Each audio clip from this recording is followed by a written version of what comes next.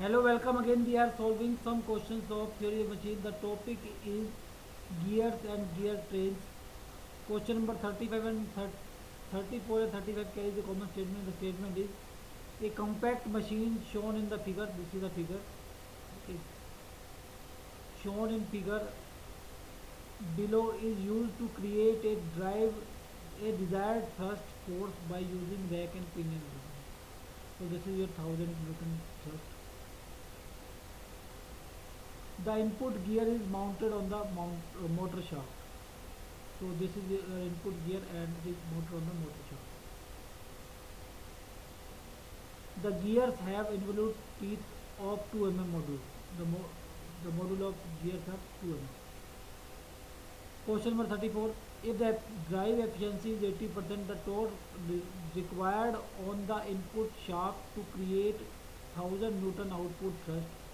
Option A 20 Newton meter, option B 25 Newton meter, option C 32 Newton meter, and option D 50 Newton meter. So torque required to drive the torque required to create the torque required on the input shaft to create 1000 Newton. Okay. Question 35. If the pressure angle is of the rack is 20 degree, if the pressure angle of the rack is 20 degree, the force acting along the line of action between the rack and the gear teeth is option A 250 Newton, option B 342 Newton, option C 532 Newton, and option D 600 Newton. So this is your here 100,000 Newton thrust is required, and this is these are two gears having 80 teeth, and this is the smaller gear having 20 teeth, and this gear is connected to motor, and these are the racks. Okay. So here the 1000 Newton force is acting in between. So uh, the the 1000 Newton force is coming from these two racks, 500 from this and 500 from this. Okay. So the here the force is 500 and here the force is 500, and the from the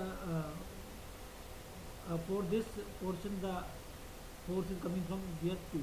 Okay, and from for gear 2 the force is coming from gear 1, and for this rack the force is coming from gear 1. So all of the force is coming from gear 1 to rack. Okay, and the force in the gear 1 is due to force on the tangential force on the gear 3. So the tangential force on the gear 3 is your 500. Okay, this is 500, this 500 is output, this 500 is input. So 500 plus 500, force on the gear 3 is 1000. Okay, 1000 Newton. So now D by T is your 2 mm module 2. So D is given 160. Okay, and force, if this is F rack and F rack, this F rack is F, so then 2F is 1000 Newton. And suppose T input is torque applied by motor, and T1 is torque on gear 1. Okay, so force on gear on the rack is 1000 Newton. Okay, total force and so same expression in words. Force on the rack is 100 Newton and is equally divided between two as shown in figure. This and this. Okay. So as gear 1 and gear 2 are connected, so the force of 500 Newton in gear 2, 500 in gear 2 comes from gear 1, comes from gear 2 comes from gear 1. Okay. And gear 3 is connected to gear 1, gear 3 is connected to gear 1, as all the force comes from gear 3. Okay. So the tangential force between 1 and 3 is 1000. Okay. So this force is coming from gear 1, and this force is coming from gear 2, and this force is coming from gear 1. So total force on gear 1 is 1000, and total force on gear 3 is also 1000. Okay. So the torque on gear 1 is, this is the tangential force, and radius of gear 1 is 160 by 2, or 0.16 by 2, so that is 80 Newton. So torque on this gear 1 is 80 Newton meter. Okay. Now the whole of the power, that is that is in the gear 1 is from gear 3. So from the power relationship, T1 omega 1 is equal to T3 omega 3. Okay. And so T3 will be your T1 omega 1 by omega 3, and omega 1 by omega 3 is your, as it is equal to gear ratio, that is 4. This gear is having 80, this gear is having 26, so omega 1 by omega 3 will be 4. Sorry, omega 3 by omega 1 will be 4.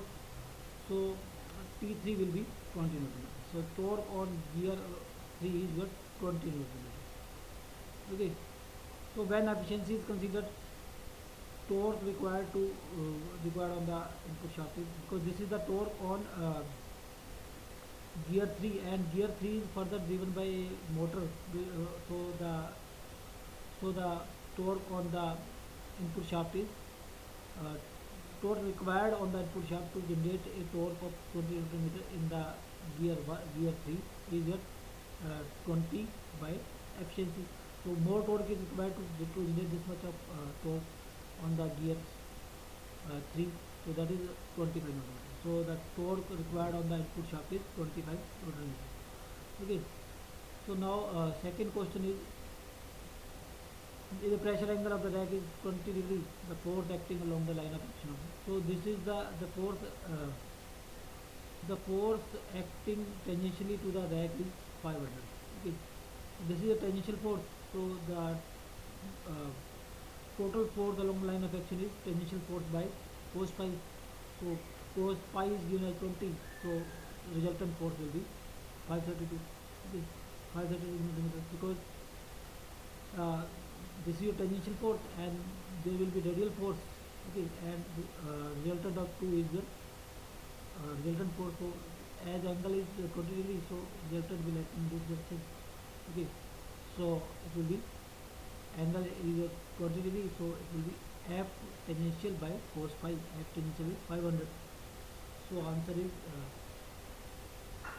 532 Newton meter.